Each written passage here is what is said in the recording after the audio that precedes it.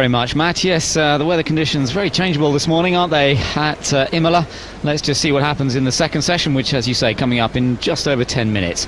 Michael Schumacher ended the session fastest this morning. It was very, very wet to start with. If you didn't see our coverage, then you missed them splashing around in some pretty large puddles to start the session. But it did get better towards the end of the 1 hour, and many of the teams deciding to put intermediates on the cars rather than the full wet tyres. Michael Schumacher ending up with the fastest time ahead of Giancarlo Fisichella, somebody the Italian fans will be cheering on, although of course most of the Italian fans here are supporting Ferrari. And memories, of course, of the great Ayrton Senna, who died here in 1994, that tragic weekend that also saw the loss of Roland Ratzenberger in qualifying on the Saturday.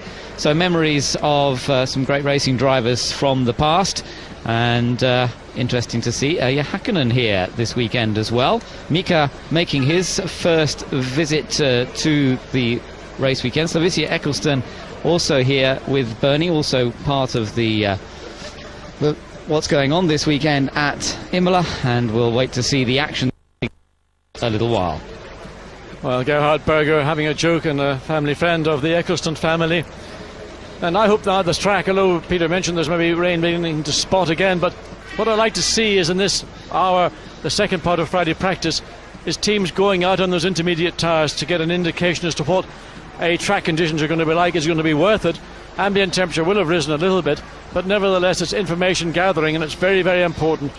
The possibility of the race being dry throughout on Sunday is something that I suppose we'd all like to see, but nevertheless I know that the best races ever in the season are when the track is wet at the start, goes to dry, maybe another little rainstorm thrown in just to really add a bit of interest to it. It makes life difficult for the drivers, it makes life very difficult in the team, for the pits to calculate whether their strategies are going to be the right ones or the wrong ones, and you always get a punter's race.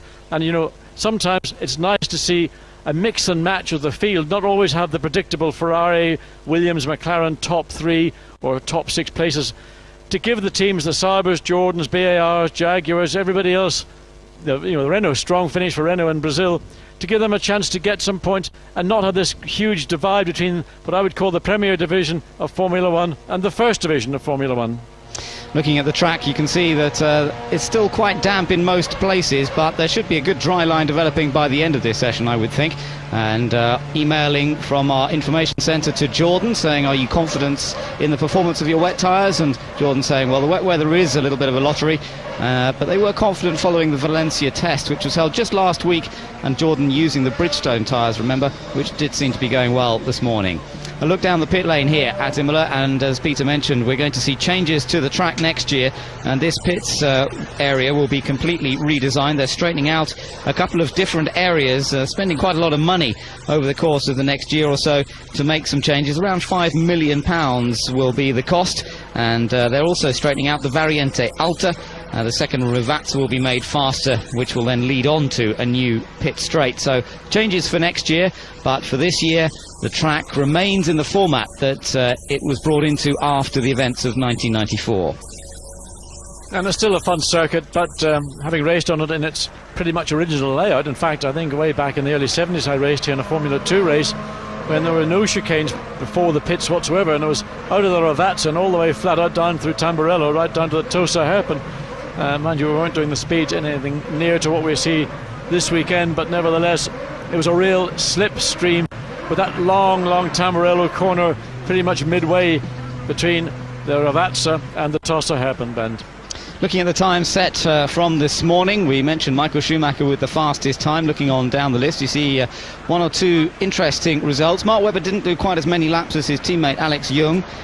They ended up 18th and 20th, Webber in 20th place. The two Toyotas were very much at the back, but many teams just using it as getting some data and trying to find out what's going on. Now, for Williams BMW, they were a little bit lower than we might have expected. Ralf Schumacher ended up in 8th place. Montoya himself ending up quite a long way down in 19th position. Well, I'm sure we'll see a more competitive effort from them in this session, but it did look as though both Renault and McLaren Mercedes had a car that was working relatively better perhaps than the Williams BMW in those conditions. Yes, again, depending very much on what teams are choosing to do and the amount of fuel. And I would have expected Williams not to take what they did in this first hour particularly seriously, but they will still, as we mentioned, be learning, and I would imagine that they would have had a fair amount of fuel on board. That's information they would want in the event that whatever the forecast for Sunday is turns out to be inaccurate. Took my breath away there. Publicity and promo photos going on down there at Ferrari before this session gets underway once again. We're just a few minutes away, just 5 minutes away now from the start of this second session of free practice. Just a quick note, looking at the figures from this morning. Talking of looking at figures, we're looking at some of the speed trap figures as well earlier on, and it was actually Pedro de la Rosa that ended up with the highest speed trap figure, just under 100, well, around 180 miles an hour in the Jaguar, ahead of Heidfeld. Irvine third fastest, so that was good news for Jaguar. Yes, it's nice to have, be at the top of the list, be it timing or speed, but of course at the end of the day it's the lap time that's important, and it's an indication, I think, maybe of the aerodynamics of those two cars, and Jaguar certainly claiming that it is aerodynamics where they are lacking most, whereas people that were the quickest in the lap, Michael Schumacher in particular, would have piled on as much downforce as they felt necessary for the conditions to give them more security, more grip, more traction out of these many slow speed chicanes. Looking into the McLaren pit then, as we mentioned earlier on, they've had a remarkable record in qualifying here at this track. The last 4 years they've been on pole position every time, a mix between David and Mika Hakkinen, and this year of course it's been a season that hasn't seen them really challenged for a pole position in any of the 3 Grand Prix that we've had so far.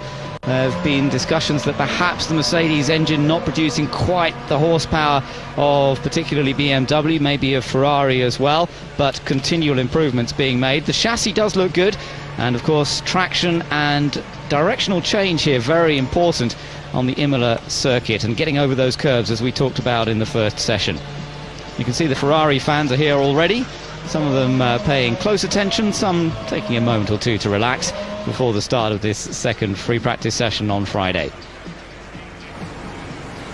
Taking a look into the Renault pit now, and of course remember, after we've got that battle the top of the championship table, we've got Michael Schumacher somewhere ahead in the Drivers' Championship. Then we've got the 2 Williams boys, Ralf Schumacher and Juan Pablo Montoya. In fact, it's Jenson Button, this man's teammate, who is next up in the championship chase. And I don't think we could have predicted that before the start of the season, that Jenson Button would be 4th in the table after 3 races.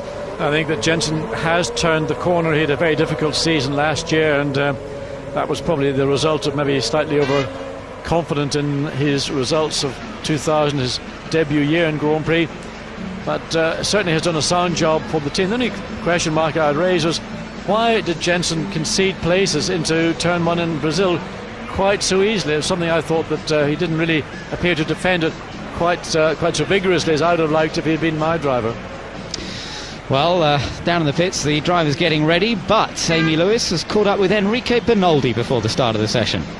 Enrique Bernoldi, a disappointing home race for you last week. What was the problem that you had? Was it the same as Heinz-Harald Frentzen? Well, yes, it was the same problem as Heinz. Was a failure on the suspension, rear suspension, and well, it was not nice to finish the. Right? Yeah. Well, was not the race where everybody expects to have from the team. We had a suspension failure on my car and on Heinz's car as well. So hopefully here in Imola we're gonna get a better result. Now this is the second anti-clockwise circuit. There are a lot of chicanes here. What's hardest for the driver? Here it's not as hard as Brazil, especially because it's not so bumpy, and also the temperature here is much colder. So Brazil, I think, is one of the hardest circuits to physically. Enrique, thank you very much. So Bernoldi getting ready to come out in this second session of free practice. Meanwhile, we saw the performance of relative teams throughout the course of that morning session. The 2 Minardi drivers, Alex Young ended up in 18th place, Mark Webber 20th. Having done first bit of testing, the team managed to go testing at Misano in the interval between Brazil and this race. Peter, I think you're down by that Minardi garage. Yes, a very noisy Minardi garage because they've just fired up a brand new engine in the back of Mark Webber's car. He lost oil pressure after being very quick in the early stages of the session this morning. They changed engines, it took about an hour, so Mark Webber making up for some lost time now, first out onto the track for this second session. It's interesting to note that Mark Webber won the Formula 3000 race here last year, so John, he's got good experience of the track, just got to get himself tuned in now with the Minardi.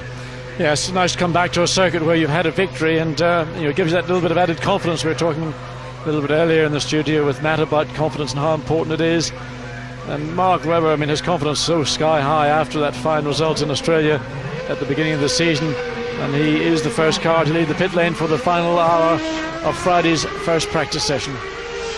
Well, Michael seems to be occupied in other things at the moment rather than getting ready to go out in this free practice session. But now he's making the move back into the garage to get ready for this second hour, the final hour of practice on Friday. Ben, just looking at Michael doing that little publicity photograph of that young model, if that had been in my day, the driver just said, "Phone number please, I'm staying in room such and such in the hotel. What about a cup of tea or a drink afterwards?" You know, how things have changed. Have they? Or does it just depend which pit garage you go into? Juan Pablo Montoya getting ready to come out in his car, and as we say, only 19th fastest in the first free practice. Let's see what Williams BMW can achieve this time around. His teammate took the victory here last year. It didn't go quite so well for Juan Pablo. He had an engine failure on the Friday, which cost him a lot of laps and experience on track, so he qualified down in 7th place and then failed to finish when he had a clutch failure in the race, so he'll be hoping for much better things this time around. Well, a lot has changed for the Colombian. He did get his first Grand Prix victory in Monza and the Italian Grand Prix last year, and could have won many more. Remembering back to Brazil when Verstappen clambered all over the back of his car. So Montoya, upping his game. I think the watershed for Montoya really was the Monaco Grand Prix, when it didn't go at all the way he had hoped, and it gave him a chance to reassess his own approach to it and how he was getting along with the technology and with Williams BMW. Absolutely, yes, that's right. There was also, I saw him reported the other day as saying that one of his low points of last year was Montreal, Canada, when he really messed up by his own admission. He didn't do a good job at all, and I think that similar way, that sort of made him pick his game back up. And of course, teammate Ralf Schumacher won that race as well, and when your teammate's going on and winning races and you're showing all the potential and promise, but not actually getting there, it focuses you. Frentzen was talking about visibility in the rain. Fisichella's got one of those amber-coloured visors, a bit like sunglasses, which heighten the light. The light level's probably quite low on certain parts of the track, and that amber-coloured visor is there to help lift, wherever possible, the visibility in those parts of the circuit. Fisichella was second fastest this morning, as we mentioned. In fact, he won his first ever Formula 3 victory here at Imola in the wet, so he's certainly not scared of wet weather conditions around this Imola track. And second fastest this morning there is Fisichella once again after that excellent performance, and hoping to boost once more the fortunes of Jordan. They've had a tough time this year, and remember, neither Honda powered team, either Jordan or BAR, have scored any points this season. No, it's a sore point. There you can see the Bridgestone tyre. It's a more asymmetric pattern than the Michelin front wets, or the wets in fact, all round. So different philosophies and different ideas coming from the Japanese and the French tyre manufacturers. But Fisichella, racing in his home country, delighted to be racing in Italy, gave a strong performance. Still waiting for more serious grunt from Honda. The step that they've gone up for this race is probably at best marginal, and it's probably going to take a little bit longer in the season before we can see any significant gains that will enable the Jordan team, with their, they think, quite good chassis, to get back to where they feel they ought to be, which is naturally in 4th place amongst the constructors. Interesting, there's a little extra rear wing, watch out for on that Jordan when you see it either in the pit garage or on the circuit. They've put this tiny little rear wing just on the back of the airbox. Can't imagine it makes a huge difference, but every tiny difference can make what you need in Formula 1, and just watch out for that when you see the car on track once again. Now we're looking at Juan Pablo Montoya. He's gone out one of the first in this second hour of free practice. Let's see whether he can improve somewhat on his 19th position from this morning. Well, there you can see the differences in that first intermediate. It's almost 3 seconds, and in a 27 sector segment. Look, oversteer coming to the tosser. So Juan Pablo Montoya, he looked a bit nervy on the exit of Tamburello. I noticed it as he came out, the back of the car was sliding around. So whatever setup Montoya has on his car currently, it's not looking particularly comfortable. Having said that, it is only his first flying lap as Patrick Head studies the monitor in the pit's garage.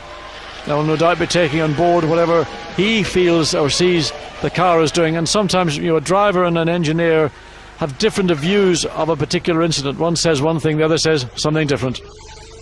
So out of the pits comes Michael Schumacher now, fastest overall today so far. Felipe Massa is on a good lap. He's just come out of the Acqua Minerale, heading up to the Barriente Alta at the moment. And Montoya himself still heading round his lap. Well, not looking like any particular fast lap at this point. I think he's just taking things steady. Yeah, he's either just aborted this lap, or I think what he's doing is deciding, I'm rather going to come in or I'll start it all over again. And the way the car's handling, I would go in if I was you, Juan. Yes, I think he's got the message as well. The seat of your pants is the best arbiter when you've got a car that is not performing or giving you the confidence, the grip that you want.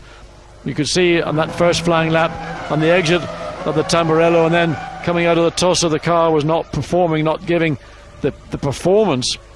Therefore, the grip levels and balance that you require. As Ralph is off again up at the Variante Alta. I think it's the third time we've seen him, and both Williams seem to be suffering from a similar problem, and that is just there's not enough grip. Yeah, well, it's certainly struggling a little bit. We've seen him off a number of times. We saw him off at the end of the first session, remember? We saw him on the outside at Acqua Minerale into the gravel, but he seems to have got himself sorted now, and he's back on track once again. There's been no major disasters so far. They've all been harmless spins, but as you can see, a fair bit of mud being thrown around. Yes, and that all gets into the air boxes and clogs up the air intakes and makes a right mess. So wisely, Ralph, let's look again. This is the different camera angle turns in. Everything looks fairly normal, not very much curb. Attacks the curb there. Again, back end of the car immediately. As soon as the left rear wheel hits that curb, it flicks the car into an oversteer. Then he goes out and does a nice bit of grass cutting all the way down the verge, and all that will end up in those radiator boxes, and the team will take some time to clean it out because engine temperatures are critical. Although it's a low ambient right now, it's up to 11 degrees, but nevertheless blocking off the air intakes is critical, just not to the engine temperature but also aerodynamic performance of the car. Well, we're just taking a look at Ralph heading back into the garage. Felipe Massa still going quite quickly, and so is David Coulthard, looking to improve, out on track, 9th fastest at the moment. Rubens Barrichello keeping an eye on the monitor. He also wearing one of those amber visors to improve contrast in these rather grey conditions that we have at Imola today, and waiting for his car to be prepared and come back out. Been some stories about whether Rubens might have to take a pay cut to stay at Ferrari next year. Rumours in the Italian press about that, and also the fact that Felipe Massa on a 10-year option with Ferrari. Let's just listen up on the radio. Not getting a great deal just now from the Arrows team, but we'll wait to hear a bit more. Coulthard's moved up to 4th place, by the way, with that fast lap that he just put in. And Schumacher coming through Acqua Minerale, throws the car into the corner of the back end, slides around under power. And again, aggressive, wow, but with confidence and with grip. And that's what I was talking about. When you've got confidence, you can do something with the car will react to you. But if you're lacking confidence, you're sort of a bit wishy-washy about it, that's when the car then will get away from you. Yeah, and you could see that confidence there, John, the way he attacked the curbs. We'd seen Ralph come across those curbs and the car went over onto the grass. Michael just attacks them with that confidence and breezes through there. Looks fantastic. This lap is nothing particularly dramatic, but I would imagine the next one might be quick. Well, that depends if he gets a good exit out of that chicane. You can see these lights. I mean, the improvement in safety isn't just to do with the cars. That new light is so much better. Even in the worst of the conditions this morning, it was still, well, just about visible from the rearward camera shots we were getting. Pretty confident looking Kimi Räikkönen there, also bouncing over the curbs. He's 5th fastest so far. If you spent half your childhood growing up with 6 months of snow and ice as he did in Finland, these conditions are manna from heaven. Absolutely, he's very happy, very relaxed. Remember, he had a pretty scary time here last year in the race when driving for Sauber, when the steering wheel basically came off in his hands, and he had a nasty accident as a result. Yeah, it was one of those moments that happened to Mika Häkkinen way back in '91, and Phoenix as well in the Lotus. you don't expect steering wheels to become detached, but of course these are detachable steering wheels, and every driver should take care when he gets into his racing car and the wheel is reattached that it is actually the security latches are in place. On board now with Jarno Trulli in the Renault, and he's had a good time this morning. He's now 7th fastest over improvements.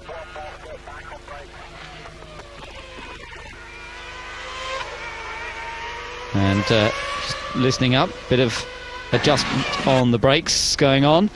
Of course, brake balance is something that the driver can change from within the cockpit, John, and can adjust according to his driving style, but also to the conditions. And quite often in these conditions, you'll have to play around with the brake balance quite a lot. Yes, you will. You'll fiddle around. You might want to put a bit more rearward to take away any option of the front wheels locking up under braking, and also to give a little bit more stability in the back. No ABS allowed in Formula One, of course, so it's up to the drivers to modulate the braking with their left foot, as it normally is nowadays. Not everybody brakes left foot, but the majority do. Rubens Barrichello's talked about it quite a lot. The fact that he's still, despite all his years of karting, can't quite get into the habit of left foot braking in a Formula One car. Whenever he tries it, he just uses more fuel all the time. Well, you tend to, it's a difficult thing. I mean, some drivers have got this knack of being able to adjust left, right foot, whatever. Other drivers find it difficult. It becomes a very conscious exercise. The other trouble with left foot braking is that it tends to, not maybe just on the fuel, but on brake wear, because you're using the brake probably more. You're using it certainly in some cases in the middle of a corner to modulate the speed of the car, whereas the right foot braker will only ever be on the throttle or the brake. He can't operate both pedals at one time. Eddie Irvine, he's a master of the left foot braking technique, no problem adjusting to it, and uses it very successfully. Which is interesting, considering he didn't really do any karting on his way up through the ranks. He came up through Formula 4, Formula 3, where left foot braking really isn't used very much, but made the change very successfully and has adapted. Although, of course, he's been talking a little bit about the fact that De La Rosa's driving style seems to suit the Jaguar R3 a little better than his own. Let's see what Frentzen did down at Aqua Minerale a moment ago. Ooh, did he get it back? Yes, he did. Yeah, it was all going wrong prior to the apex on the entry. He knew he was too quick and he couldn't turn the wheel to turn the car in. He had too much speed. The back was wanting to get away, so he had to take a very wide line around, rescued what could have been a bit of a trip into the gravel, and goes on the lap. David Coulthard just relaxes for a moment before coming back out. You remember we saw him improve his time already in this second session of free practice, as Jenson Button is just being pulled back in. Button currently in 14th position.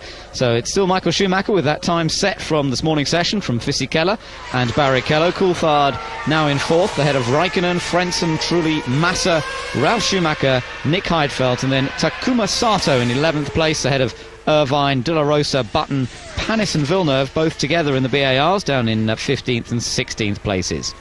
Well, Rubens Barrichello comes across the line, but out on track is Juan Pablo Montoya, and although he's only 19th quickest, he's actually set the quickest speed into the second sector. He's also got personal bests, so we're not watching Montoya, watching Rubens Barrichello, but Montoya will be somebody to watch very shortly, as he's going to start a flying lap very shortly, and might find himself much further up the timing scoring than we've seen him to date.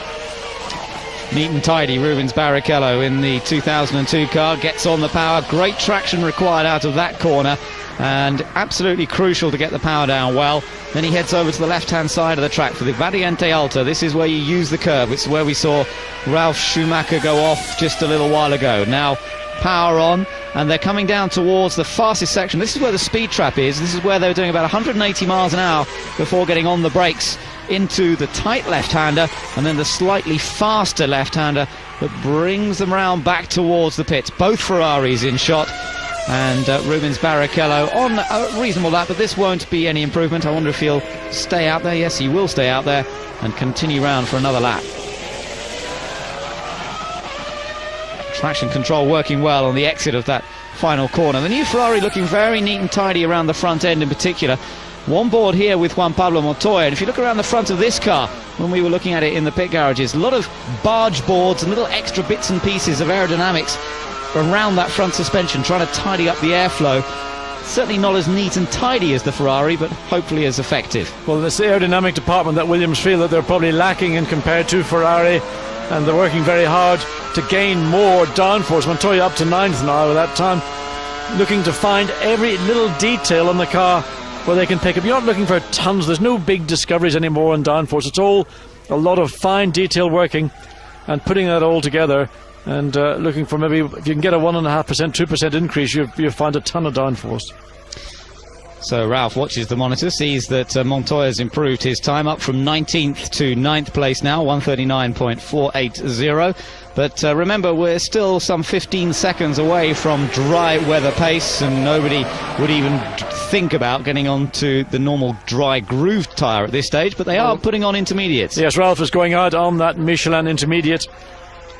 It would be interesting to compare what Montoya is doing currently. 139.4 for Montoya. Ralph's best is still 139.9, so once Ralf Schumacher approaches the time of Montoya, then is an indication that track conditions have reached a level where the intermediate is going to be more feasible. But whether people are going to bother with it other than just simply going out, gaining the experience of it, getting the feel. Montoya backed off, of course, now, and he had in fact also just recorded his quickest sector time through that first sector, but for some reason the teams, of course, have got the option to delete team radio information. It's up to the teams whether they do that or not. If they've got something very sensitive they don't want us to know about, they can push a button and that prevents us getting it. But most times the Williams are normally extremely good. We hear pretty much all their radio traffic. Now the Toyota's going a little quicker now. We're on board with Alan McNish here, and McNish entering his 4th Grand Prix, of course, this weekend. And let's just listen on board with him for a moment. Just for a second as we head down towards Rivazza. Try and keep it tidy. Use a bit of curve on the inside here, but not too much, otherwise it throws the car off. And he keeps a wide line there. Now that would have been fairly intentional, trying to look for a bit of extra grip on the outside of the corner. His teammate Mika Sala's just popped up to 18th, so this could be an improvement as well for Alan McNish. Well, McNish surely will improve on a 1:47.3. That was his previous fastest time. And he goes 44.1, and that's seen McNish go from 22nd to 21st. Mark Webber now is the slowest of the 22-car field. Yes, Webber, who had, as we gather, had problems in that first session, and hopefully they've got that sorted out. He's sitting in the pits at the moment, so not putting in any laps. And of course, Toyota, for them, this is a first real attempt to see how the car runs in slippery conditions up against everyone else. They'll have done plenty of wet testing last year, in particular, when they did thousands and thousands of kilometres of testing. But up against everyone else in the same conditions, that's when you really see what happens. And I have to say, at the moment, Toyota not very quick, so perhaps their wet setup needs some work. Though we didn't see it on camera, Jarno Trulli's had a little bit of an off, just briefly off the track at turn 11 and 12, and back on again, and obviously no problems. So watch Ralf Schumacher now down towards the Tamburello chicane, trying to feed on the power again. That traction control cutting in as he exits the corner. Just stays off the curb a little bit there, still very slippery. Get on the brakes, into the left-hander at the Villeneuve chicane. Then back on the... Oh, he gets it quite sideways in the middle there. Yes, there's just not enough temperature in the tyre. There's not enough grip from those intermediates yet. That part of track, the track is obviously wet, but there's no standing water there. And again, you see in the exit of the Tosa, there's just not yet the grip from the track to enable Ralf Schumacher on these intermediate Michelins to pick up a benefit from anything. But stay out, do 3 or 4 laps. Don't judge it on one single timed lap. That's right, it could well get better. And of course the temperatures, as you mentioned earlier, John, still quite low, and it's taking a long time for the track to dry up very much. And these cool temperatures, it just gets greasy rather than really drying off properly. Second sector you can see somewhat slow as well, as we look at the super slow-mo of him coming through the Variante Alta, and the car and tyres, those intermediate tyres bouncing around. Fantastic pictures of the tyres at work. So as Ralf Schumacher continues on his way round, Peter, I think you've made it down to the pit lane exit. What can you tell us from there? Well, it's the most fantastic place to be. It's a great place to be right here at the pit lane exit, Ben. Opposite, we see all the boys from various teams. They're all tyre spotting, obviously for their own teams. Interesting choice of headgear for our friend there at Sauber. They're obviously at the moment noting who's on wet tyres and intermediate, but they're also in the dry going to try to see who's on new sets of tyres or scrub sets of tyres. All good information to go back to base. This is also a great place to stand when practice starts are taking place, as Mario Heiten of BMW was saying this morning. A lot of people practicing these launch control starts right here, and it's very impressive viewing. Wish you're all here. Back to you. Much, Peter. Yes, good to watch, and those launch controls getting better and better all the time, although Renault seem to be the king of that at the moment after their brilliant starts in Brazil last time. We saw it towards the end of last year as well. Yes, a lot of credit going to a gentleman called Tad Chapetsky, who used to work at Benetton, went to Ferrari, has come back now to Renault. But my sources tell me that the real key guy in that Renault team is in fact a Nissan employee. He's the man that did all the work that enabled, and then last year, Benetton to make those cracking starts, and this year with Renault, again in Brazil, stunning starts from Button and truly to put themselves ahead of the two McLarens. But nevertheless, there's something in that Renault traction control system, the launch control, which is a bit special. And you know, when teams look at cars doing start out of pit lane onto track, they will notice who's good, and who's good, and right now Renault are the best. Peter, you wanted to add something to that? I did indeed, Ben. Yes, I was chatting yesterday to somebody who should remain nameless from McLaren. We're talking about why the Renaults made such good starts in Brazil. And he said it was interesting that last winter the FIA issued another directive to say that it was illegal to have a launch control that was linked to the start system, because it's considered that some teams, and we won't mention any here, actually have a system that is triggered by the lights. And yesterday, one of the McLaren engineers was saying, interesting that the Renaults consistently still make unbelievable starts. That's all he said, and of course no accusations are being made. But it's interesting that that technology does exist. Yeah, good point. But as you say, it has been banned this year. That is a way of trying to detect when the lights go out effectively and automatically launching the car. That is not legal anymore, and I'm sure that the FIA are keeping a very close eye on that. Well, I'm keeping a close eye on Kimi Räikkönen. He seems to be into a bit of rally crossing. The car absolutely covered now in mud, having been off the track twice in this lap. His time in that first sector, well done. And current quickest, which is of course Michael Schumacher, there we see coming the second sector. And this is the uphill climb out of Aqua Minerale. Well, it's 4 seconds away? 3.8. And I mean, it's almost like Kimi's going through a period of frustration. He's just slamming the car into corners, nailing the throttle and just saying, you know, I'll make it do whatever I wanted to do, whether it's slow, fast or whichever. Jenson Button takes a look at the monitors in pit lane at the moment in the Renault. Let's listen.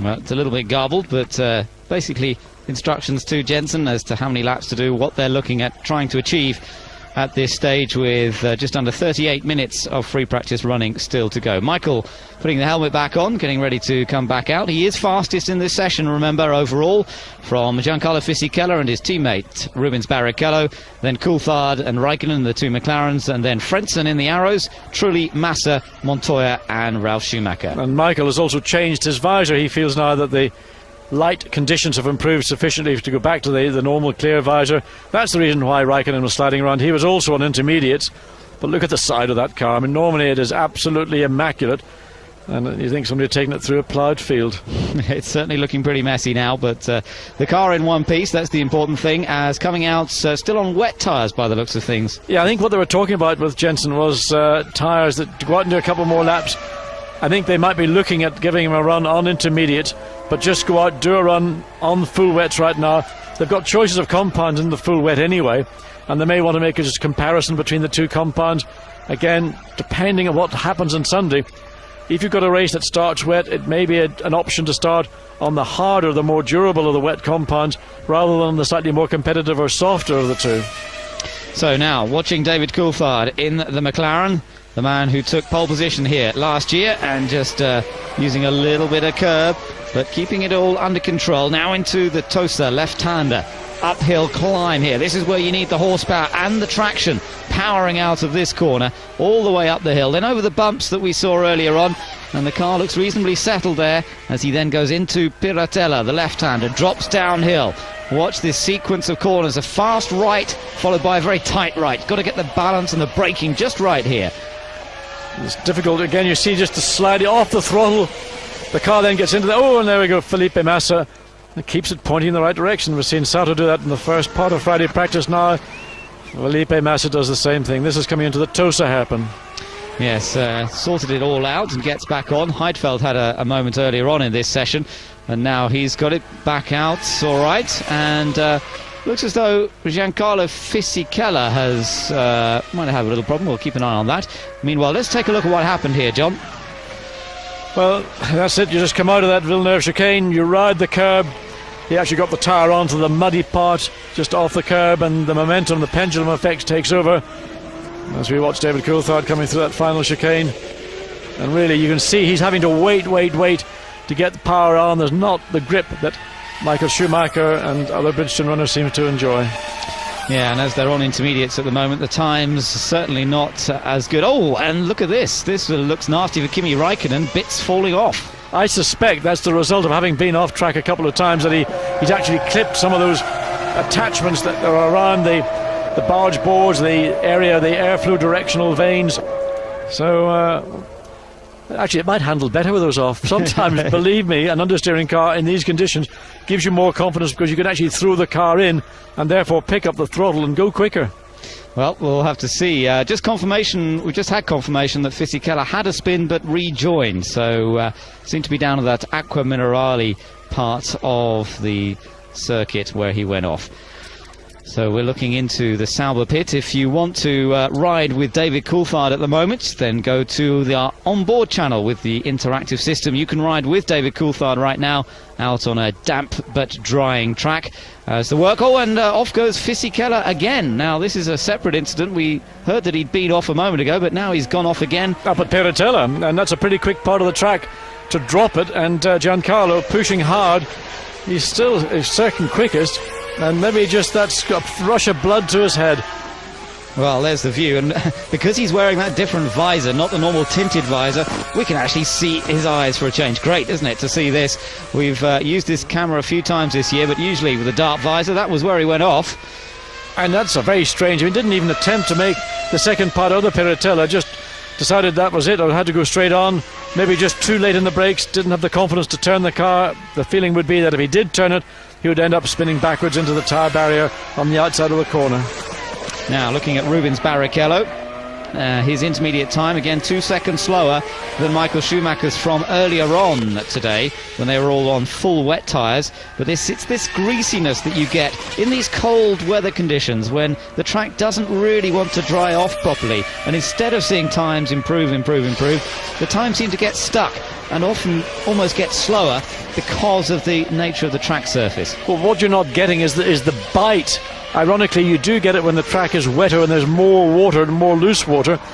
You're into this sort of session where now the track surface it's a scummy feel. Barrichello, of course, is on the intermediates. You can see from that shot there the central groove in the tyre and then the radiating out groove. So Barrichello also, I think, the first of the Ferraris to try that intermediate tyre. And reflecting down on his times, they're not anywhere near as quick as he would have been on the full wet tyre. But again, it's just, go out and try them, get a feel, come and tell us what it looks like. Well, that's what he'll do, I'm sure. A great view of that Ferrari. Again, look around that front area. That's what I was talking about earlier. It's so neat and tidy under there, the 2002 Ferrari. Absolutely beautiful. And, well, they say if the car looks right, it goes right. And this 2002 car does look very neat, I have to say. Back to teammate Michael Schumacher, and Michael now, this is not just a doddle. Way! Look at this, we can actually see he's got the clear visor on as well. Great view of 4 times world champion Michael Schumacher at work. Let's just watch this for a second. Applies the opposite lock, but just look at that. He's analysing all the time, looking down at the data on his steering wheel.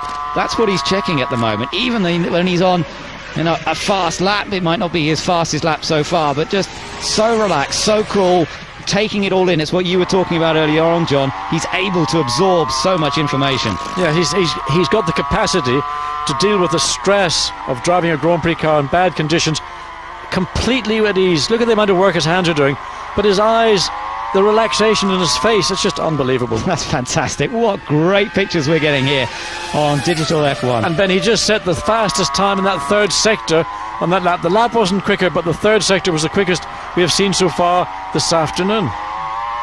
Brilliant, fantastic. Well, let's just watch a replay. This was down at Acqua Minerale where it got it a little bit crossed up here. Did he ever get it crossed up? He was half the car off the track, but he recovered it. Well, let's check what he's going to do. This is coming up to the first sector time. Well, no, it's just the white on your data screen indicates the most recent time. Green would indicate a personal best, and purple, of course, indicates the fastest of anybody. So that was his most recent time, 27.9. Now let's just ride with him again. Now they're coming down towards Acqua Minerale. This is where he went wide, remember. We've got the quick right here, and now the tight one. Getting a little bit sideways on the way in, but he sorted that out nicely. Yes, he sorted it out much later in the corner. It was just really balancing the car on the throttle, on the acceleration, the climb uphill. But there, oversteer going into very anti-alta. That's great to watch, though, isn't it? It's just fantastic. He has such confidence, such car control. It's brilliant. Again, going offline as he comes down now into the Rovazza to pick up the wetter parts of the track. And watching the second part of the Rovazza, did he take the racing line? No, he's staying about a metre and a half off the racing line, feeling that there's more grip, that car width away from the natural apex of the corner. A real joy to watch, have to say. He's on the limit, but just under control as well. The traction control working hard there. You can see back end of the car not stepping out. Only 0.4 of a second slower than his previous best, and this is a lot faster than anyone else is doing at the moment. In fact, that's the second fastest time of the day so far. So Michael Schumacher is both first and second quickest. That's a bit of a tight squeeze. Oh dear me. That's Sato down the inside of Coulthard, and that could very nearly have ended in tears. Looks as though they managed to get away with it. I'd like to see it in real time to see how slow Coulthard was going and whether Sato was correct to do what he did, but certainly not short on the old bravery department as our Mr. Takuma Sato. No, well, we've checked that out a few times already this season. He is very brave and very committed. Now, we're watching Montoya on a lap at the moment, but I gather we can speak to Eddie Jordan. Eddie, are you there? Yes, I'm here, thank you. Eddie, things going pretty well at the moment. Giancarlo was quick this morning, although he seems to have been pushing a bit too hard with his second session. He's been off a couple of times. Well, what is surprising really is that that's the rain is not as heavy or anything even remotely as heavy as it was this morning. The track has got fast slipperier, and as a result you'll see that the times haven't got much better, except Barrichello I've just seen now has gone a little bit quicker, so therefore it's a Ferrari 1-2 and then Fisichella third. So it is a big improvement for us, but to be honest, Giancarlo is particularly good in circumstances like this. He's an outstanding driver, and when an opportunity like this occurs to go quickly, then he always does. Okay, well, thanks for joining us, Eddie. The sound quality is not that brilliant today, so we'll let you get away, and good luck with the rest of the weekend here in San Marino. But I do think that Peter is just outside the Jordan pits. Peter. I am indeed, Ben. Yeah, very interesting suspension adjustment going on the Fisichella car right now. We look at the tray of spacers there. Well, that's probably not the right technical term, but what they've done is replaced the spacers in the top of the uprights there with different size one, which effectively changes the toe-in of the car. And John, I'm sure you can give us a better input on what effect playing around with the toe-in does for the turn into the corner. But a very neat little change here. You can see the assortment of sizes they've got there. It's got an enormous range they can play with. And next to that, of course, the steering wheel, which is in itself effectively a computer. So Giancarlo Fisichella playing with the front end of the car, fine adjustments, all being done here in the garage during practice. Peter, I think they might be called shims, and what they're doing with the toe-in is to try and get a bit more bite on the turn into the corner. But again, this sort of work really in a way would be irrelevant. I've lost the show, Steve. If you're going to go into a dry session or a drying session, but never. Oh, and off at the start-finish straight. It's Trulli. It's Jarno Trulli who's gone off on the exit of the final chicane there, and I don't know if he's actually hit those bales out the side, the tyre wall on the outside. Looks as though.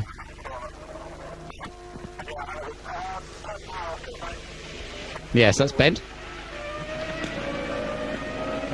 So damaged right front suspension there, as you can see, and that's a great shame for Jarno Trulli, who had been going well this morning's session. He's 7th fastest currently, but he'll see that time slip down the order, I'm sure, in the final 26 minutes or so. Yes, as he backed into the tyre barrier, he's probably clobbered the front right wheel, and that in turn has either broken one of the little steering joints or the steering arm itself. Car in a slightly precarious position, bearing in mind conditions, and the yellow flag being waved down at that part of track as Jarno Trulli splodges his way back on a very soggy grass verge and probably his nice brand new racing. Was he hobbling, or is that a hobble, or is that just the nature of the topography? Yeah, I think rain's beginning to fall again. Yeah, the rain's coming down again. Peter, he must have spun off there in full view of just about everybody in the pit lane, didn't he? Well, yeah, I was actually looking at Fisichella's car at that point, but yeah, a bit embarrassing for Jarno, if indeed it was his fault. They're going to hopefully get that car out of the way. You can see they've got the wagon down there to move it out of the way. The rain coming down, though, and that's certainly going to prevent, I think, any faster times being set here. Let's have a look. Just too much right foot coming out, and the legendary Renault traction control, and there you see the damage to the right front.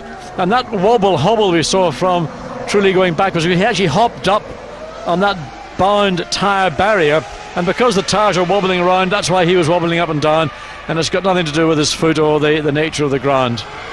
So Ralf Schumacher continues around to finish another lap, 2 seconds off the pace of his brother Michael at the moment. That keeps Ralf down in 10th position. And of course everybody on track has to slow down below their quickest speed through that sector of circuit, while that car being removed and the giant mobile crane that will be driven down, and hopefully it not got bogged down in the very soggy grass just behind where that Renault is parked. So Michael Schumacher preparing to come back out once again. We saw him put in a run a few moments ago, and now looks as though he's all set to do the same. A quick change of crash helmets here before he comes back out, and well, it might be different ventilation required. Of course, in the wet conditions, you do tend to get a bit of steaming up on the visor, don't you? Well, only if you breathe through your mouth. Some drivers exhale through their mouth, they don't exhale through their nose. So if you start to breathe and you get into a sort of almost like an oxygen debt situation where you go that will mist up your visor pretty quickly.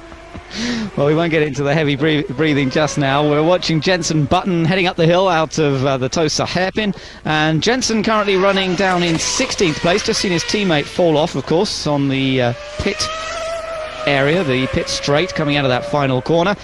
And Jenson now trying to get this car dialed in for these changing conditions. It's so hard to decide what to make of a day like this when the track conditions are just changing all the time. Well, Jenson certainly getting good turn into the Aqua Minerale. The question is, how quick is he? And Jenson right now only 16th quickest, and on this lap the first and second sectors have not shown any improvement on what he's done previously. So while it looks neat and tidy, the performance isn't coming through in the times. It's again a good turn, and lots of bite there. We've not really seen one of the Michelin tires getting that amount of bite so far, but of course if he's slow then it would be maybe more evident. Yes, that would perhaps explain it. His time certainly not looking to be an improvement.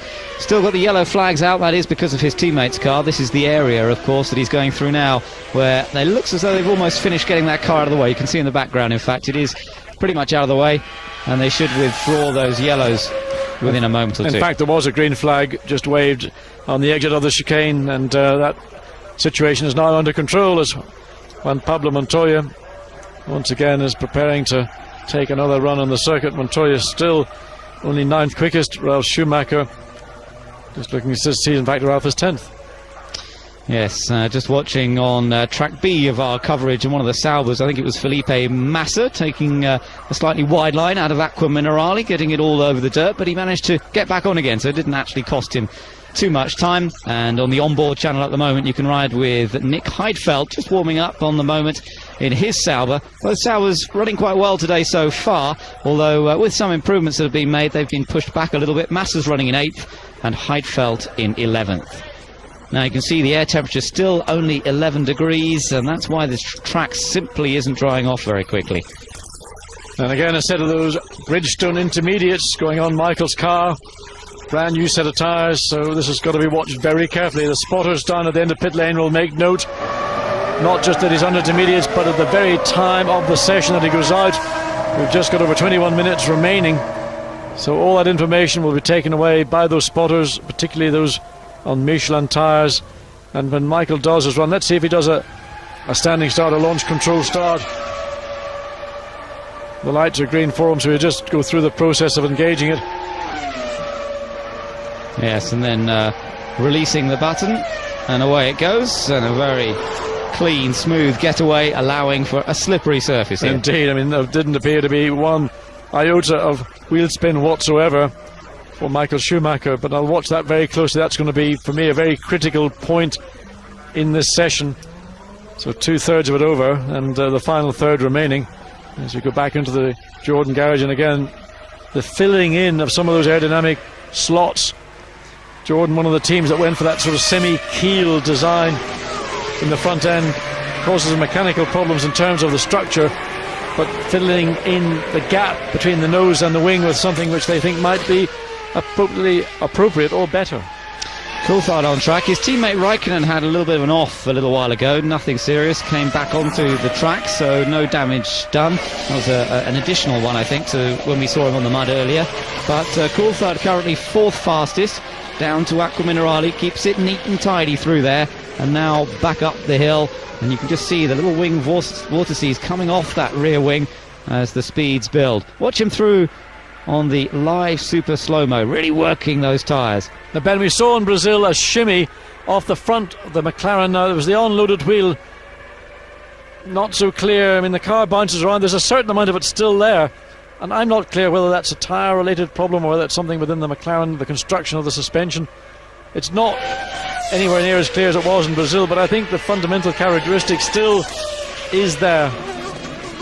We'll watch for that throughout the course of the weekend on our coverage, where we get these astonishing slow-mo close-up pictures where we can see a Formula One car working absolutely perfectly, and particularly over the curbs here at Imola. We'll see some great shots, I think. We've already seen some of them leaping over the curbs, and if it's dry in qualifying, expect many more of the same. Now then, in with Ralf Schumacher, and Ralf currently 10th fastest, remember. Michael, his brother, back out on circuit once again, fastest so far here on Friday at Imola. And Ferrari, once again, look at the confidence, pushing that car hard but staying within the boundaries of the tarmac. Well, this is the first car on intermediates that looks has got any monument of modicum of grip. So in that first sector, 28.3, 27.6, that was the quickest, so 7/10ths down, but nobody's been as close as that in that first sector on intermediates. That's right. So now perhaps Michael on the intermediate tyres will begin to threaten his own time from earlier on through Piratella. Again, just keeps it slightly wide through there, looking for a little bit more grip and traction through the fast right-hander. Then back down to second gear. Get on the power. Traction control cuts in. That was neat and tidy and quick up the hill. Now watch him into Variante Alta. Over the curbs a bit here. Only lost 1/10 of a second over the first intermediate, so as the tyres getting more and more run as the final downhill section into these two Ravazzas. See how good the turn is. As he got in, he bites, he stays away from the curb. There was a pretty quick reaction there on the steering wheel, but he kept it all together, sorted it out, and now we just watch him through the Variante Bassa, and then the last corner, this tight chicane, right down into second gear, use a bit of curb, back on the throttle, and then across the line, and 4/10ths of a second slower than the best he set earlier on today. Well, if anybody wants a message, I think Ferrari and Bridgestone have sent that to all the teams. That track conditions are now reaching a stage where there's almost parity between the wet weather tyre and the intermediates. Yes, he got a new fastest sector time on that last sector there, so things for the intermediate. Oh, and a lock up, and he's going to go straight again. Look at him. He's watching it here, cutting across the grass, and watch those barge boards at the front there, Juan Pablo. That's where the Williams has got lots of little additions there, just under the front nose cone section, under the raised nose. You don't want to knock those off on the grass, but I don't think he has. And Montoya had just given it, and that we see Sato once again, and that's down at the Villeneuve chicane. So Takuma Sato once again. This is on lap 37. He's done 36 already. This is the 37th lap. He's good at keeping the engine running, though, isn't he? Yes. Plenty of practice. But interesting with Montoya, and probably the same with Ralf Schumacher up at the Variante Alta, they come into the corner, they brake where they think they need to, but they haven't got the confidence to make that quick change of direction. It's that commitment to make the change of direction that really catching them out. Yeah, it's not working for them at all. If you go to the onboard channel at the moment, you'll see that view of Michael Schumacher's eyes once again. So well worth a look. That's on the interactive. Just go to the onboard channel and Michael Schumacher on track. In fact, we'll go to it as well now, as we'll take another look at get Michael at work within the Ferrari. Into first of the Rovazza. Oops. Oh. Just coming across the start-finish line now, and he's got a new fastest time, so the intermediates are working well on the Ferrari. Michael Schumacher is the fastest once again. And let's see whether he stays on a quick lap here. Well, what's interesting, he's gaining all that time in that final sector. In the first two sectors, he doesn't pick up anything on his previous best, which was done on wet tyres, but it's in that final sector that all that time is coming. And, well, it'll not be very long before he starts to do comparable times in this first sector. We just through it, he's done it. In fact, he's 2/10 up. But that's the 2/10 of us up. That's the wet time previously. Prior to that, it was. Into Pirotella here, quite a quick left-hander. Focus and concentration, but once again looking completely relaxed. No matter what the hands are doing on the steering wheel, flicking this way and that. The concentration and looking down at the data on the steering wheel as well. And he's got Frentzen ahead of him, so that's going to slow him down marginally. Be interesting to see whether he wants to. Oh, he spun it. Well, that's because Frentzen let him past, and he just, and the mud everywhere. Well, that's a view indeed. Michael Schumacher spinning it out of Barriente Alta, the quick chicane out the back where we've seen a number of cars run wide. He's almost beached because he's got very little grip. Oh, he's got it out, well done. But now he's right across the track. I think he's stalled it now, hasn't he? And Ross Brawn looking very, very concerned, and that's, again, a very difficult situation. There's got to be yellow lights in the car, yellow flags, and in fact that car to be moved will, you see, well, he's on the, not quite halfway across. So, having just set a new fastest lap, Michael Schumacher then goes and blots his copybook. And I wonder whether because Frentzen got out of the way to let him go through, but maybe he just went that little bit too quick, too deep, too much confidence from the world champion. Well, there you are, that's the view. You won't see a view like that in many places in the world. We're here riding with the 4 times world champion as he spins it at Variante Alta. Well, we often see Michael pushing that hard on practice days anyway. There's no great shakes, and when it comes to qualifying in the race, he nearly always keeps it together. But he'll be annoyed with himself because there's 13 and a half minutes of the session remaining. That was valuable time and valuable information that they will now not get from Michael Schumacher. And I just wonder, well, the conditions were never going to be good enough for anybody to try and go out and do a run on the grooved tyre, the dry weather tyre. But nevertheless, they will not find out with Michael the true potential or how far you could run on a set of these intermediates. Before then they would start to break down and would become basically impossible to continue running them. So Michael gets out of his car. He's going to miss the final 13 minutes of this free practice session. He has the fastest segment times over the first two parts of the lap, but he never made it round to the end of the lap to see just how far out of reach he could put the time. He was already a second faster than anyone else has managed so far, but we might see some more. Let's take a look at the replay here, John. Well, you see Frentzen's behind him, but no, there's nothing there that looks obvious. I think he just ran wide, caught the curb, on the mud, round she goes, and it continued to go round and round another time. And interestingly, at the same time, there's the overhead view. Well, just all I can say is just too much right foot at the wrong time. But interestingly, Frentzen, who had just been overtaken by Michael, has gone 6th quickest there. We have the onboard camera shot, Michael looking around, getting his bearings, seeing where he is, trying to get the car straightened and pointing in the right direction. And having a quick look around and now rolling the car. He wants to get back to the pits, I think, speaking to the marshals. No, I want to go back that way. No, you've got to go that way, sunshine. That's the way it is. I'm telling you what you do. I'm here in charge. You're in charge in the car. I'm in charge on the track. Well, fairly heated discussion going on. Ross Brawn keeps as calm as ever as he watches what's going on. I would say he is as impassive as ever. I bet your Ron's emotions and feelings will be expressed when Michael comes back in, because whatever you may see on screen and whatever you might see spoken publicly, believe me, when one party has dropped the ball, as they say, then the others will not be shy in getting in and making their feelings felt. Well, Michael's certainly not having his way here. It's unusual, isn't it, for Michael Schumacher not to have his own way, but he's definitely not having it with this guy. And no matter how much he tries to talk his way out of it, the Italian marshal is making very sure that Michael goes only in this direction. And he doesn't look happy about it at all. Do you know who I am? No. You know, he's at almost the most distant point from start finish. He's at the highest point of the circuit as well.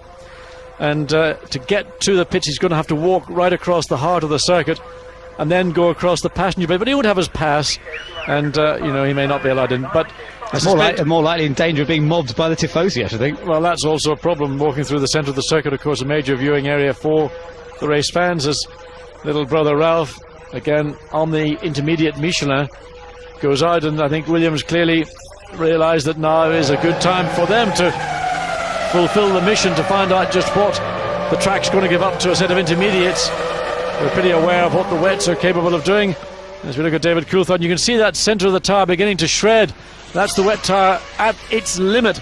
So David Coulthard right front, you can see that shearing of the rubber on the top. It's rolling off the top. The tyre is now not liking the conditions in certain parts of the circuit. It's not able to deal with the heat build-up, and that's a fundamental problem of heat build-up. Yeah, and that's only early part of this lap. He's already done a lap, but yeah, absolutely, John. You can see it so clearly. The middle section of the front tyres doesn't look right at all, does it? No, and also what he's getting now is huge. In effect, it's what we would call in the trade blistering. And also the level of grip. I mean, particularly in a left-hand corner, that right front is doing no work now whatsoever. The tyre's just rolling away. The car will not hold the line that Coulthard has set it on. I mean, David's going to come back into the pits at the end of this lap if he's got any wit at all. And if he hasn't, then the team should see it on screen and call him in. Well, I'm sure that, yes, it's very likely he'll be heading back in. It's certainly very clear to us. I'm sure he can see it as well. And he heading around the latter part of the lap now. So I think we'll see him come in. We've got under 10 minutes to go in this session. Let me quickly run you through the order. It's Michael Schumacher fastest, despite spinning out and now not being able to complete the session. His teammate Barrichello second, Fisichella third, ahead of this man Coulthard in fourth, who is indeed heading into the pits. His teammate Raikkonen is fifth, ahead of Frentzen sixth, Trulli seventh, Massa eighth, Montoya in ninth, and then Ralf Schumacher in 10th. Then it's Nick Heidfeld 11th, ahead of Takuma Sato in 12th. Eddie Irvine is 13th, ahead of Villeneuve 14th, De La Rosa, Button in 16th, Panis, Bernaldi, Webber 19th, and then Sarlo, Alex Young, and the last is Alan McNish. Alan McNish taking a little trip across the gravel. And not been a successful day for Alan McNish. Toyota really struggling, 20th for Sarlo, 22nd for McNish. And maybe the realities of Formula One on the honeymoon. This is coming into Tamburello, under brakes, the back end gets away, McNish puts the lock on, tries to keep the car running straight. He's got more chance of recovery as doing what he did. That's let the car run straight through the gravel. With the amount of rain that's fallen, as Barrichello went through in the background, the gravel is pretty much compacted, so not too much difficulty to get through it. Like another little additional wing on the back of that Toyota as well. We'll have a look at that if we get a chance. On the back engine cover, quite low down. But Ralf Schumacher now, let's see what he can do on the intermediate tyres on the Williams. He's in 10th place at the moment, remember, and he's come through that first checkpoint, 29. Well, this isn't a particularly quick lap. It might take a lap or two to get these tyres really up to temperature. Interesting to see how he exited out of the Tossa hairpin then. He really got the car in quite slow in the middle of the corner, got it as straight as possible, as soon as possible, and then nailed it. And that's something that suits Michelin tyres, but of course the overall level of speed that we're seeing from Ralf Schumacher, 3.1 seconds down on his brother, on similar, not tyres, but in terms of intermediate tyre, both drivers in that second segment, 3.1 seconds, that's a bunch of time. It is a huge amount of time, and Michael keeping a close eye on it to see what he can learn just by watching. It's amazing how much you can learn just by watching, by listening, by seeing where a driver can get on the throttle and where he can't, and how the car responds on the turn in. And it's all information Michael will make use of, I'm sure, in his battle with the two Williams BMWs in terms of the championship. Ralph coming around though, and in these conditions Ferrari certainly seem to have a huge edge. Look at that, 4.3 seconds the difference. This next lap might be better though, with the tyre temperature beginning to build. Well, that's one thing that is a problem. Michelin have struggled in these very low temperatures. Historically the Bridgestone tyre works better. They thought they'd overcome it with compounds, but today's track conditions, wet with low ambient track and ambient temperatures, is just working at the minute against it. But again, we've always said don't take too seriously in terms of times what you see on Friday, because teams are going through an agenda They try to stick to it as much as possible. They are aware of track conditions. They're certainly aware of what is expected later in the afternoon and tomorrow for practice and qualifying, hoping for a drier session in Sunday morning and then for the Grand Prix on Sunday. But of course that means that the Sunday morning session, which is traditionally a time when you just go out and reassess what you've done over the weekend, could become one of the most exciting sessions of the weekend if it's dry. If it's dry, yes. And the weather forecast a little questionable for Saturday, but certainly better for Sunday, so we'll have to wait and see what happens. Juan Pablo Montoya, he's now a bit better on that first segment. He's about 3/4 of a second down on Michael Schumacher's best through that area, and he's also got to watch out because he's got Eddie Irvine just ahead of him as they head down towards Acqua Minerale.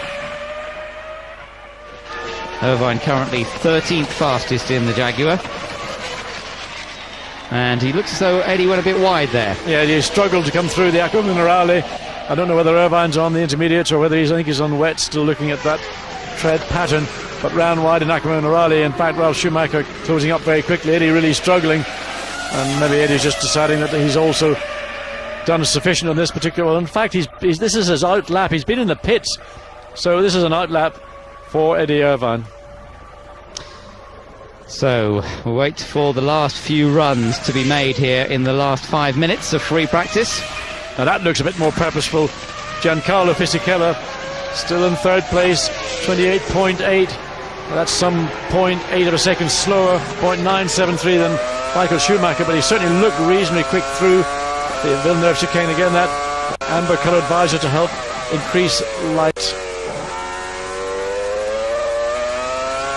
Now let's just watch Fisichella and compare to the view that we had with Michael Schumacher earlier.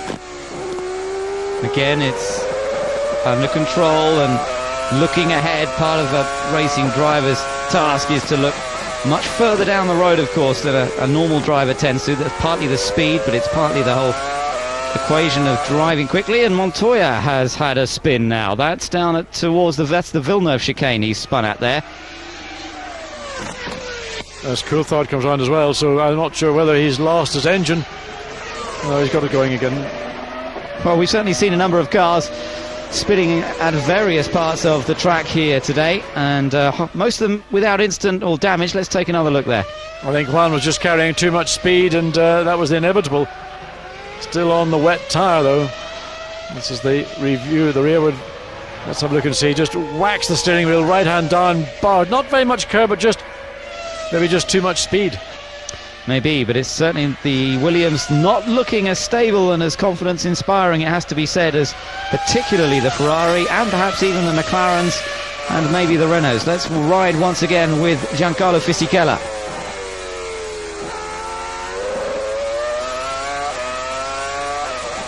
Quick glance in the mirror there as he comes down towards the closer hairpin. On the outside of the corner, he got a big oversteer as he turned in, and he had to do the long way around the Tosa hairpin bend, but recovers. Looking through the visor of Fisichella, he doesn't look quite as relaxed or composed as Michael Schumacher's. We had the chance to see Michael with a clear visor. With Giancarlo it's not, but nonetheless Michael's eyes seem to be more relaxed. He seemed to have more time to look around the cockpit, read the information available. Giancarlo seems to be looking much further down the road more of the time. There you can see his split, 1.2 seconds down on Michael Schumacher's fastest time, but well, his current is about 1.2 off anyway. I don't think this will improve his time, but he's still in the ballpark. Third fastest at the moment, and it's a good effort from Fisichella. Might be Italian, but he lives in Monaco these days. That was De La Rosa, I think, who just rejoined. I think he might have had a bit of an off. Well, that was a bit of a moment. Not heart-stopping for Giancarlo Fisichella. It was a reasonable lap for him. Wasn't going to see him challenge Rubens Barrichello for second quickest, but nonetheless that would have been a little sort of reminder that being a racing driver isn't always about glory and honour.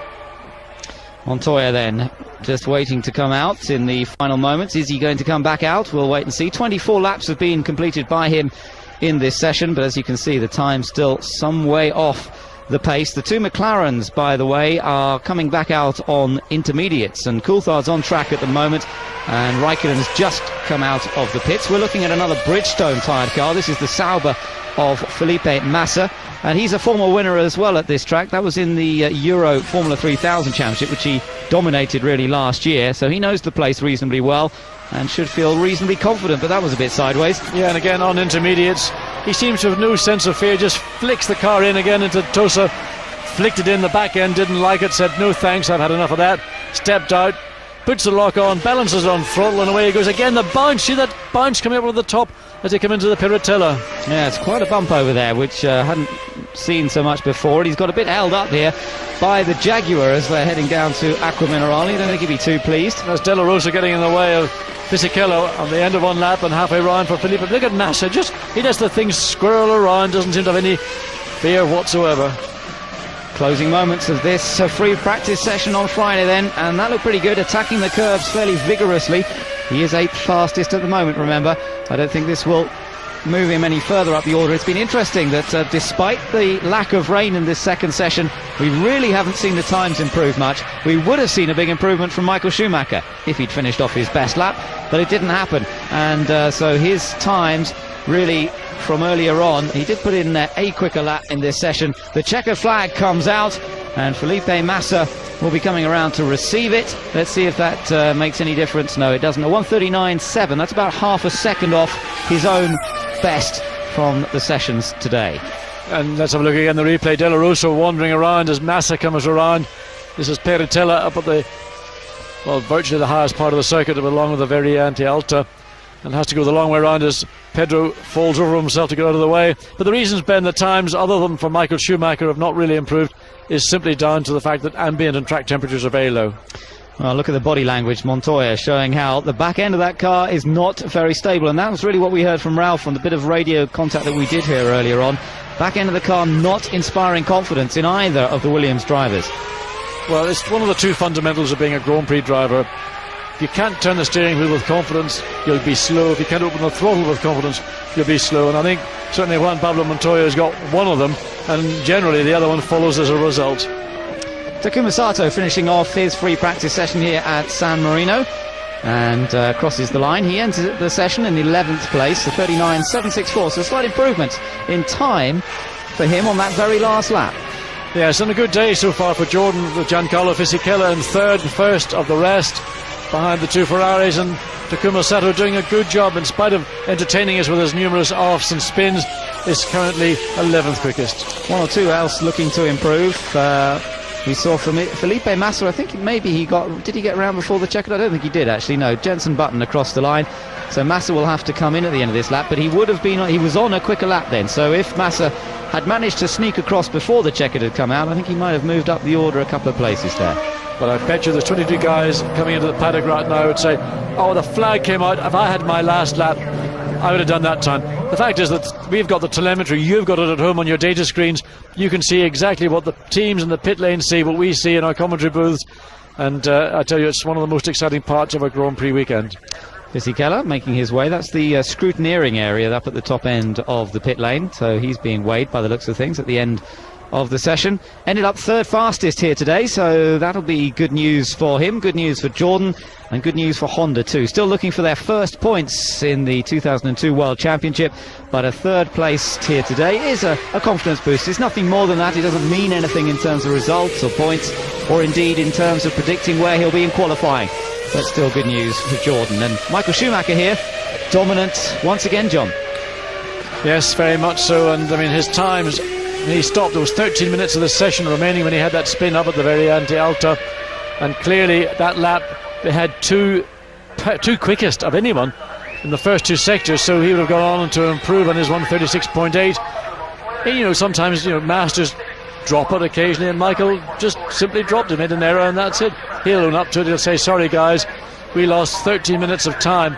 And when you consider the amount of practice time and qualifying time that there is, you think, well, who's going to miss 13 minutes? Well, every minute, let alone every second, of the sessions available to teams is considered crucial. So Bridgestone's top the list, the two Ferraris and the Jordan of Giancarlo Fisichella. But the Michelins of David Coulthard and Kimi Räikkönen working better for the McLarens apparently than for anyone else today. And perhaps that just showed how good that McLaren chassis is. It's been something that's been talked about all year. The Adrian Newey designed car perhaps hasn't had the horsepower, but in wet conditions today they were very good. Yeah, and I think also very much, although the curbs are a bit of a difficult situation in wet weather conditions, it has been traditionally a place where the McLaren chassis, the suspension, the way Adrian Newey thinks chassis should work, really came into its own, and I'm sure that was a big contribution to Coulthard and Räikkönen. Looking further down the list, Irvine in 13th, ahead of Jenson Button in 14th place. The Jags in 13th and 16th positions, and on further we saw the Toyota struggling today. A 142.261 for Sarlo, a 143.986 for Alan McNish. Well, he won't be very pleased to have set exactly the same time as Alex Young. Young did 35 laps, McNish did 30 laps. I'm sure he won't be at all pleased to find that he set exactly the same time as the Minardi driver. Well, Toyota definitely have work to do in the wet conditions, but Jordan can be pleased with the performance of driver and car in these conditions, there's no doubt about that. Sato, well, he was entertaining. He needs to just gather himself together a bit this weekend and try and get a decent finish under his belt again. And I think for Eddie Jordan, he'll be out doing a rain dance tonight, hoping for wet qualification on Saturday afternoon, because he knows his best chance of getting off the duck that his team currently is on is to have a wet practice and a wet qualifying session to, let's say, elevate him to the front end of the grid, so that whatever happens on Sunday, at least they're starting with the advantage of being near to the front rather than the middle or the rear of the grid. It's such an advantage. You don't have to battle your way past maybe 4, 5, 8, 10 cars. Well, Honda powered 5 consecutive pole positions here for McLaren, mainly, of course, with Senna in the late 80s. But I don't think, unless it's wet, they're going to power a pole position here at San Marino this weekend. They've had some reasonable results in the past. Damon Hill, actually, and Fisichella have both had a 4th place finish for the team at Imola. Now, looking at Felipe Massi, impressive again, as you said, John. He looks so confident out there, didn't he? Yes, they can't get over how young he looks. I mean, you expect one of the team guys to come up and give him a dummy to suck on while he's waiting to go into a debriefing. Well, we see Michael supervising the removal of his car back to the garages and prepared for tomorrow. Let's take a look at the highlights from today's free practice.